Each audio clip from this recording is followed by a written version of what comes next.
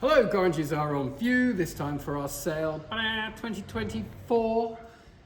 Good grief. The 8th of January. So this is going on view all over Christmas and New Year because you'll be sat at home bored thinking what's going on. I know, I'm going to look at Gorringe's website and see what they've been up to. And so we've put a delectation of things on for you to enjoy. And here I am in the warehouse. What's in the warehouse? Well, a whole host of good things, as always. Rather lovely job David did from Eastbourne. Including some Theodore Alexander furniture, such as lot 1041 here, rather unusual, this dressing table with the bronzed supports here, in a Burwood, lot 1041, from the same job, this Regency brass inset rosewood chiffonier, lovely quality, nice fluting down the sides, lot 1037. I will show you other things from the job as we drift past. But I stopped to show you 1153, rather nice Chinese export lacquer cabinet on stand. And Paul said to me, Cliff, you've got to open it up and show them because look what's inside. There we go, rather lovely. Splendid, in fact, interior. All lacquer work. These are wooden, these rather elegant slim columns. Lovely little drawers, all with these pretty little handles. Just a nice thing. Very low down, of course. One could raise it, I suppose, onto a taller stand. But anyway, that is 1153. Carrying on, 1033. Sort of Regency Biedermeierish chairs. But what's nice about them, they're in something like maple. Lovely wood. You can see that flame running through the timber. Bit of stenciling as well, which again I think points to a sort of Biedermeier origin, continental rather than English Regency. You're looking at a big old pine table down there, which has quite a pleasing underframe. That is lot 1034. Carrying on, all sorts of goodies. 1006, look at this. If you don't want that old antique furniture, how about a bright green metal cabinet with hinged lids, like a sort of postman's nest or something. Lot 1006, completely different. Smart lamps here. These are lot 1103. They're actually a re-offer, didn't go before. You've got the sort of tollware type shades. Quite smart those. Should have gone last time, in my opinion, but then what do I know? Carrying on, further down, what do you do with your big silver plated punch bowls? Well, you strip them back to the copper and then they look much more interesting. Lot 1015, further copperware underneath. I've seen a nice big copper elsewhere in the sale. Then, carrying on, round the corner and stepping backwards, more Theodore Alexander. You can sort of see the look, can't you? This sort of Burwood caning in a sort of reproduction style, but with a slight sort of tweak of its own. Those lots 1082 for the desk, 1083 for this little sort of Guéridon table. We've got then India Jane is another sort of interior decoration place. This is lot 1088. This rather plush, large stool is in lovely condition. Again from the Eastbourne job, I suspect 1090 were as well. These tall open bookcases, and again 1091. This sort of lacquered Chinese type cupboard. Will it open? Yes, it will. There we go. Shelved out inside. And again, in really nice sort of ready to go condition. So, a whole host of goodies in the warehouse.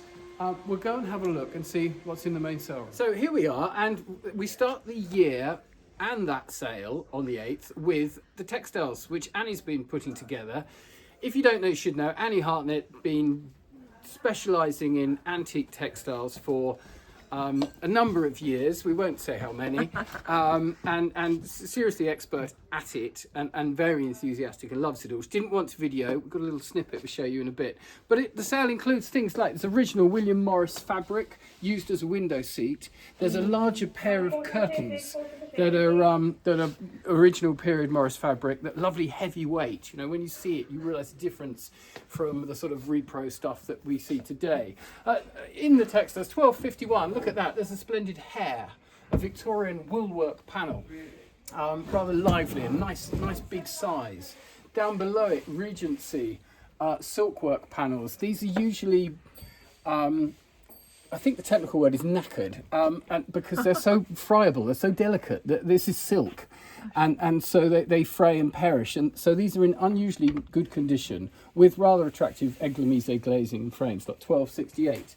There's some lace. I'll show you some more lace later. There's samplers. Upstairs, we haven't got it to hand at the moment, but upstairs is a really wonderful 18th century Spitalfields dress in fabulous condition, and a superb 18th century, probably French tapestry. 2,000 to 3,000 of anybody's money, probably more. Have a look on the website. Samantha will be putting them up and featuring them, so you won't be able to avoid them. If you want a hat from China or Tibet, lot 1263, then now's your opportunity. Some good Chinese silk works as well. These aren't rank badges, but these Chinese silk panels, lot 1261. There's other needlework, and then here, hidden behind here, is a lot that Annie described as pretty well the best lace that you shall ever see. And here's Annie talking about. Collars, are they? They're lappets. Oh right. They're hung down. Yeah. But that's all handmade. I mean, it's amazing. It's like tissue paper. And how old is it? 17th century. Yes. And do we know where? Brussels, or is it? French. French. They're French. Yeah. Yes. Wow. And what lot number is that? And the lot number it's with some holly point and some other stuff. 1310. 1310. We've got some holly point bonnets. About as good as lace gets. It's just fabulous. Wow. Absolutely fabulous. Thank you, Annie, for that. There we go. Carrying on. In the pictures, 1751. How about some geese? Great fun, isn't it? Signed D. Putman. A bit saggy, needs re-stretching. And the reason it does, look, it's for some reason they chopped the goose's heads off. Perhaps there was more to the work and he decided, I think I'll cut it down. But anyway, great fun, not expensive. Well, hopefully very expensive, but not estimated as being expensive. Other artwork, there's a rather lovely sort of late Victorian Edwardian watercolour of a child, old Chapman Brothers label Verso. Can't see, yes, little signature up the top, W. Palin. That's lot 1754. Next to it, this has a very lovely flowing hand, P.W. Gibbs. It's an oil on old panel. I mean, that's sort of getting on for Munnings, really. I'll do a bit of homework on that. That's interesting. 1755. But yeah, lovely thing. Keep an eye on that. As ever, an array of ceramics. Some rather splendidly huge witches' balls. There's one, 1382. Why are they called witches' balls? Well, you hung them in the window of your cottage or what have you to keep the witches and the evil spirits at bay. That is where the terminology comes from. Carrying on, we'll waddle around here. Another sort of estimated as inexpensive but rather pleasing picture. 1794, signed F.C. Williams. No idea who F.C. Williams was. Don't think we could find any record. But just nicely done, isn't it? Not bad. Quite nice execution. Not of huge age. Nice enough frame as well. Funny sort of glob in the corner there. But 1794. There we go. Something interesting. Bronze dolphins. Naked ladies. 1472. Back for a second chance. Dresden, or possibly French, coloured bisque figures of ladies and gallants used to be very, very desirable. Seriously, they did. 1784, that's got a look, hasn't it? It is signed Harper, L.M. Harper. Pen and ink, bit of watercolour underneath, lovely stylish frame.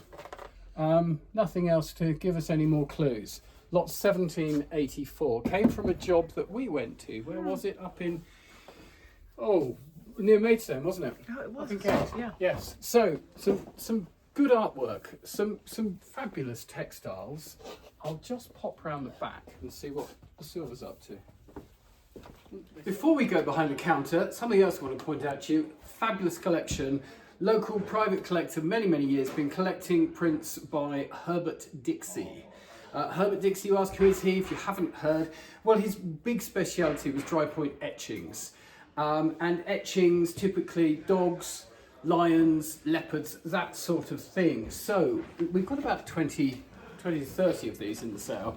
All individual lots. So there's some kittens, signed in the bottom, in pencil. These used to be hugely popular. They've slowed down a bit in recent years. Some are perhaps a little sentimental for today's tastes.